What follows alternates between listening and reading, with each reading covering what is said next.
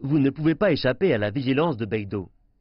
Presque tous les bateaux de pêche chinois ont installé ce système de navigation. Beidou a pour ambition de fournir au monde le meilleur service.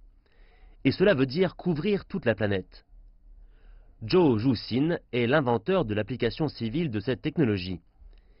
Il a fondé BD-Star, une entreprise privée leader dans la navigation et le positionnement. Une observation en temps réel de plus de 40 000 bateaux en mer de Chine orientale et méridionale. Zhou dit que l'intégration civile-militaire aide l'innovation. Bien des technologies avancées proviennent d'entreprises civiles. Le marché principal des entreprises privées vient des services civils. Dans le processus de développement d'un produit civil, elles peuvent réduire de beaucoup le coût de la technologie. L'intégration civile-militaire a une grande signification pour améliorer la qualité des armes, réduire les dépenses militaires. Zhou Juxin dit que Beidou peut fournir une précision de moins de 10 mètres. Leur dernier produit, le microprocesseur de moins de 3 mm, respecte les normes mondiales.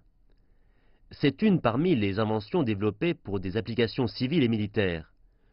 Le lancement de Beidou s'est fait en 2000 avec son premier satellite. C'est une alternative au GPS américain. Beidou dit que la couverture mondiale sera réalisée en 2020.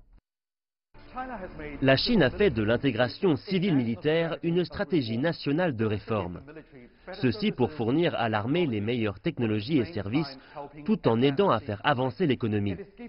Cela donne aux entreprises comme BeidoStar plus de compétitivité. Le président Xi Jinping veut une armée plus petite et plus intelligente. Ordre a été donné de baisser les coûts et d'intégrer les technologies civiles existantes dans l'armée de libération du peuple. Beidou a 20 ans de moins que le GPS, mais sa technologie l'aide à rattraper son retard. BD-Star est au front de la stratégie de Xi Jinping. Son succès a permis de traverser les barrières entre technologie et services militaires et privés. Beidou a commencé avec le militaire et s'est développé ensuite dans d'autres secteurs. Avant, les entreprises civiles n'étaient pas prises au sérieux quand elles entraient dans des marchés monopolisés par l'armée. Nous avons survécu dans des anfractuosités et nous avons saisi les occasions pour devenir une entreprise de classe mondiale. À mesure que l'intégration civile-militaire avance, cette stratégie pourrait apporter une nouvelle vitalité dans les entreprises civiles.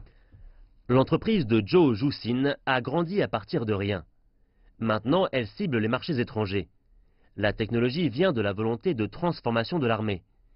Il est confiant dans l'avenir de l'intégration civile-militaire parce que Beidou lui a montré le grand tableau.